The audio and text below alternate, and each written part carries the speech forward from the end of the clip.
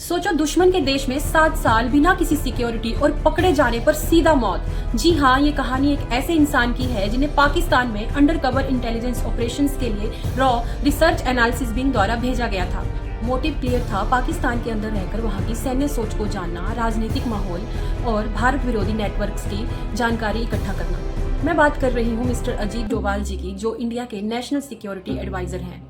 पाकिस्तान में एक मुस्लिम आइडेंटिटी के साथ आम नागरिक बनकर रहे उन्होंने उर्दू सीखी और वहाँ के स्थानीय लोगों से भी घुले मिले, जिससे उन्होंने वहाँ की कट्टरपंथी सोच को भी नजदीकी से समझा, जिससे भारत की इंटेलिजेंस स्ट्रेटेजी बदली। इस मिशन के बाद भारत को समझ आया कि पाकिस्तान सिर्फ सेना से नहीं बल्कि कट्टरपंथी और प्रॉक्सी नेटवर्क से काम करता है, और यहीं से भारत की काउंटर टेरर और इंटरनल सिक्योरिटी स्ट्रेटेजी और भी स्ट्रॉन्ग हुई और मिस्टर डोभाल बने ग्राउंड बेस्ड इंटेलिजेंस एक्सपर्ट, और आगे चलकर उन्हें भारत का नेशनल सिक्योरिटी एडवाइजर नियुक्त किया गया।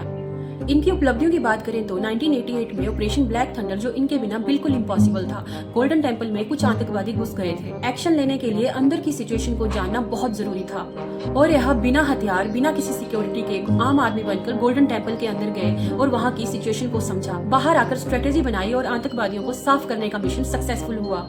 सिर्फ यही नहीं, 1986 में मिजोरम पीस एकॉर्ड से लेकर Kandahar plane hijacking negotiation, surgical strike, Balakot strike, removal of article 370, operation sunrise and operation Sindoor, इन सब के पीछे कहीं ना कहीं मिस्टर अजीत डोभाल जी का बहुत इंपॉर्टेंट रोल रहा है।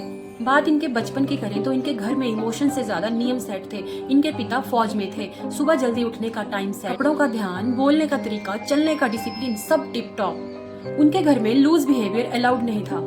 बचपन से ही उन्हें समझ आने लगा कि कंट्रोल एक आदत होती है। हालांकि डिसिप्लिन ने उसे दबाया नहीं बल्कि फ्रीडम दी, खुद को कंट्रोल करने की फ्रीडम। इस इंसान ने प्रेशर को आदत बना लिया, आदत को जिंदगी और जिंदगी को जिम्मेदारी। हम सब भारतवासियों को मिस्टर अजीत डोभाल जी पर गर्व है। जय हिंद, धन्यवाद।